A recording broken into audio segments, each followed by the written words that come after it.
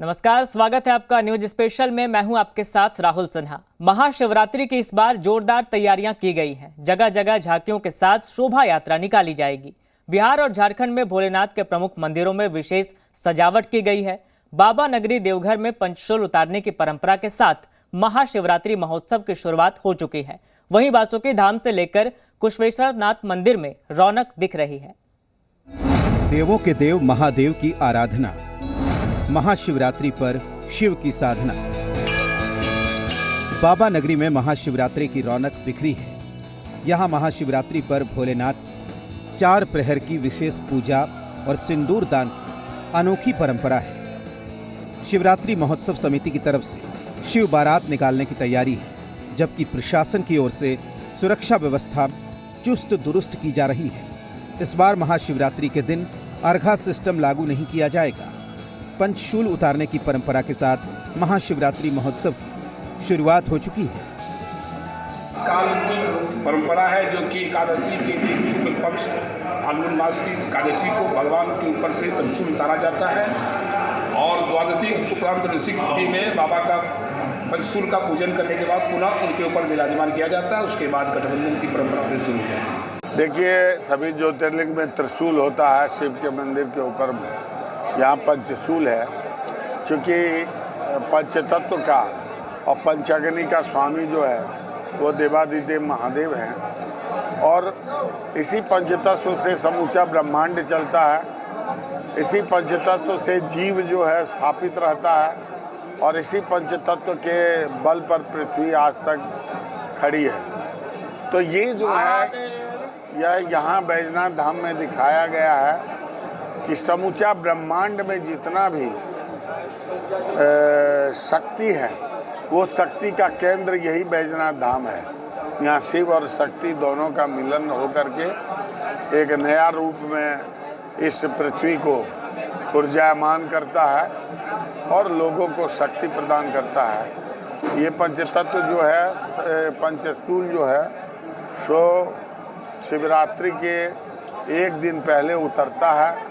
उनको पुनः प्रतिष्ठापित करके पूजा पाठ किया जाता है और फिर उनको जो है सो वहाँ स्थापित कर दिया जाता है शिखर पर।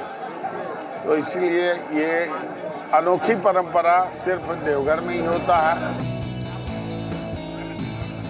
फौजदारी बाबा के रूप में प्रसिद्ध बाबा बासुकीनाथ में भी महाशिवरात्रि की अनूठी परंपरा है। यहाँ बाबा भोलेनाथ और माँ पार्वती का विवाह विधि विधान के साथ संपन्न कराया जाता है। घूंघट की रस्म भी अदा की जाती है, जो काफी अलौकिक होता है।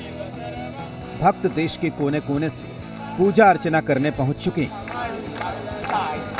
देखिए, बाबा बासुकीनाथ का जो दरबार है ये बहुत पुराना दरबार है, नागेश नाथ का दरबार है और यहाँ लोगों की बहुत श्रद्धा है कि इस दरबार में जो भी लोग अगर सच्चे मन से अपनी मनोकामना को मानते हैं तो वो 100% पूरा होता है। इस बाबा के पास बहुत शक्ति है और जो भी इस दरबार में आते हैं वो अपने सच्चे मन से अगर ये इस दरबार में इस बाबा के सामने शीश झुकाते हैं तो यहाँ की प्रथा है, यहाँ का प्रचलन है और बहुत रीति रिवाजों के धर्म के अनुसार यहाँ पर बाबा का जो शिवरात्रि में पूजन और उनका शादी विवाह होता है वह इसकी तैयारी सरस्वती पूजा से ही होने लगती है।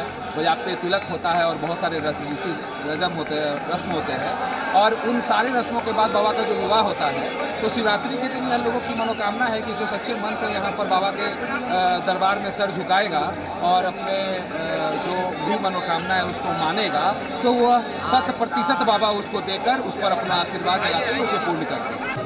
ये 12 ज्योतिर्लिंग है ना, सौराष्ट्र सोमनाथम च श्री शल्य मल्लिकार्जुनम उज्जैनम महाकाल ओंकारम अग्निश्वरम केदारम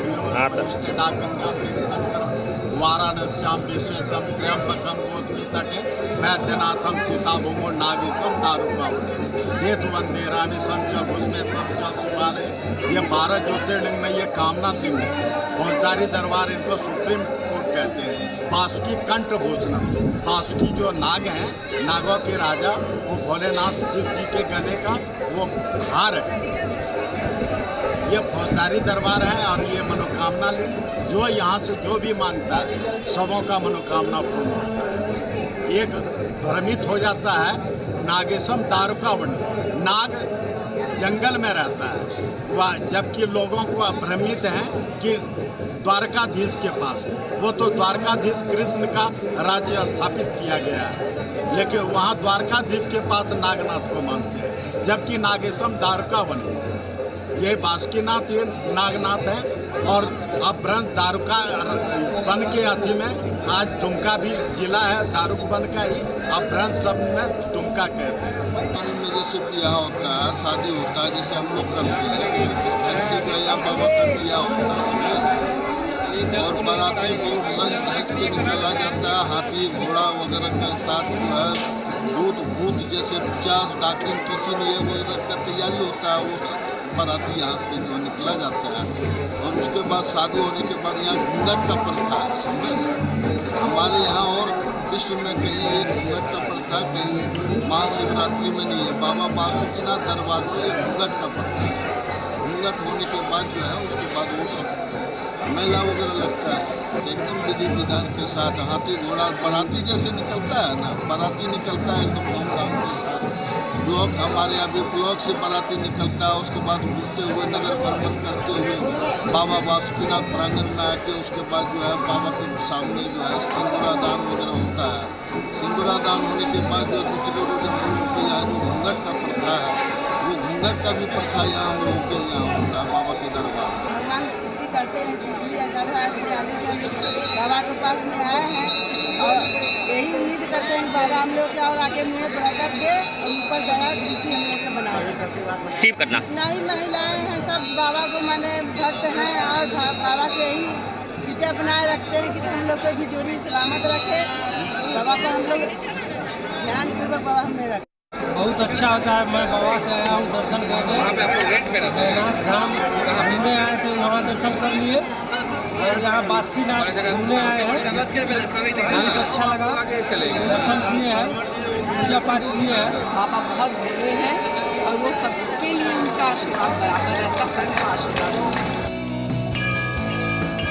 भागलपुर के बाबा अजगैबीनाथ धाम मंदिर में भी महाशिवरात्रि की तैयारियां हैं। उत्तर वाहिनी गंगा तट पर स्थित इस मंदिर की काफी मान्यता है। सावन महीना हो या महाशिवरात्रि, लाखों श्रद्धालु यहां से गंगा जल भरकर 105 किलोमीटर की दूरी तय कर वैद्यनाथ धाम पहुंचते हैं और वहां जलार्पण करते हैं।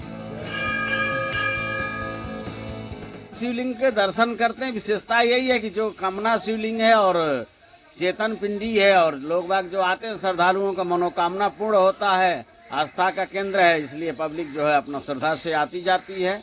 ऐसे तो बहुत कुछ है, तमाम बड़े बड़े ऋषि मुनि पहले आए गए तो जल भर करके यहाँ उत्तर वाहिनी दिशा है, तो उत्तर वाहिनी का सबसे उत्तम जो है जल माना जाता है। इसलिए भारत में 2 जगह उत्तर वाहिनी गंगा है, काशी बनारस में और उत्तर वाहिनी सुल्तानगंज में, और दोनों की माया एक जैसी है।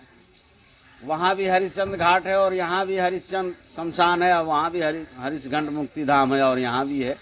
और उत्तर वाहिनी गंगा बनारस में भी है और उत्तर वाहिनी गंगा सुल्तानगंज में ही है। तो भारत में ये 2 गंगा ऐसी है कि जो उत्तर दिशा को गंगा बहती है। गंगा तो भारत में कई जगह है, लेकिन उत्तर दिशा में 2 ही जगह है। कितना पुराना इतिहास, कितना पुरानी कह सकते हैं? पुरानी तो 1873 का हमारा यहाँ धर्म ध्वजा है, जो कलावती नाम के रानी यहाँ राजा लोग रहते थे, उन्होंने सोने का झंडा बाबा अजगैबीनाथ पर चढ़ाया है। उस पर नाम लिखा हुआ है और ध्वजा जो चढ़ा है उस पर सन लिखा हुआ है 1800 जो है 1863 का है।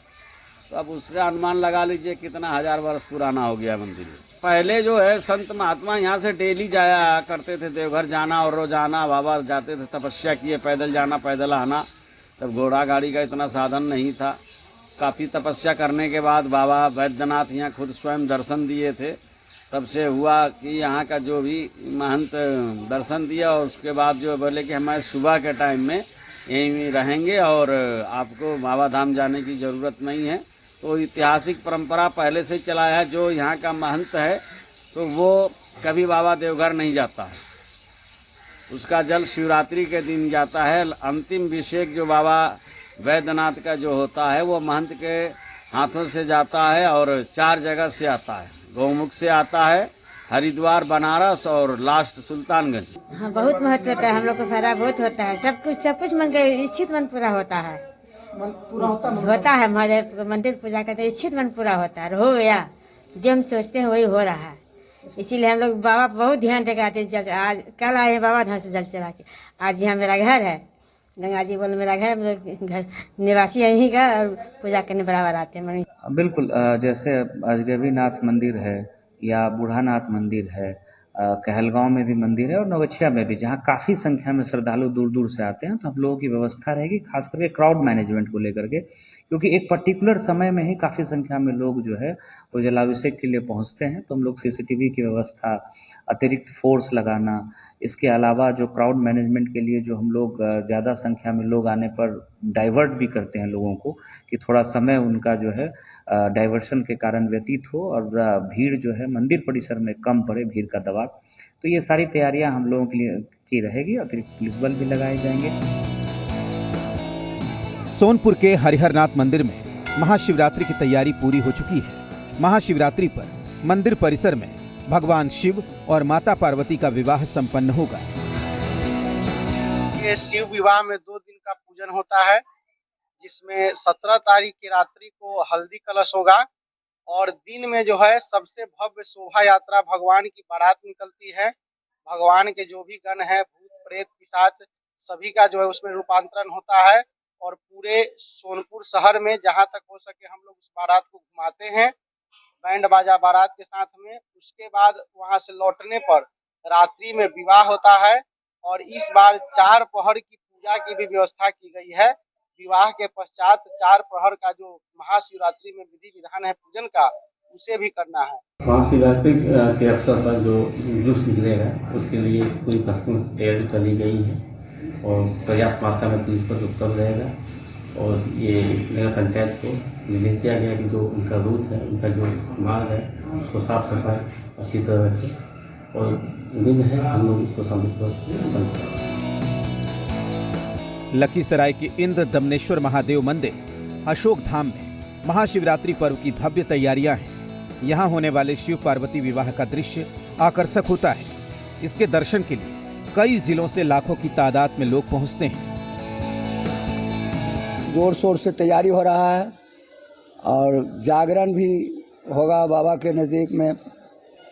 घोड़ा, हाथी, बैंड बाजा, ताशा पार्टी, जितने भी बैंड हैं, ढोल है, खटगड़ा है, सब पहुंचेंगे और काफ़ी लोग भीड़ होते हैं। लाखों लाख के तादाद में भीड़ होते हैं। तो इस बार क्या कुछ खास है शिवरात्रि के मौके पर? कितना भीड़ आएगा? कम से कम 2 लाख से ऊपर आएगा। तो इसको लेकर मंदिर में रंग रोगन का कार्य हो रहा है? हाँ, रंग का कार्य भीतर हो गया है, बाहर होगा। अब बाबा के गर्भगृह में कैसी तैयारी रहेगी? बहुत तैयारी, सजावट पूरा फूल से सजाया जाता है। यहाँ पे काफ़ी संख्या में श्रद्धालु आते हैं दर्शन के लिए। शिव बारात भी निकलती है, तो जहाँ गैदरिंग होती है वहाँ विधि व्यवस्था तो आ ही जाता है। उसी का अवलोकन करने के लिए सालों से जो व्यवस्था होती रही है उसका स्टडी करने के लिए और क्या नया चैलेंज है उसको सॉर्ट आउट करने के लिए हमारी पूरी टीम यहाँ पे है। पुलिस प्रशासन और सिविल एडमिनिस्ट्रेशन दोनों तरफ से इसका अवलोकन कर रहे हैं। कुछ नई व्यवस्था करनी है अथवा नहीं करनी है, उसी का स्टडी करने के लिए हम लोग यहाँ पर एकत्रित हैं। दरभंगा जिले के बाबा कुशेश्वरनाथ मंदिर में महाशिवरात्रि की सजावट भी की जा रही है। महाशिवरात्रि पर लाखों श्रद्धालु यहाँ आते हैं। आसपास के जिलों के अलावा नेपाल के श्रद्धालु भी उसमें शामिल होते हैं।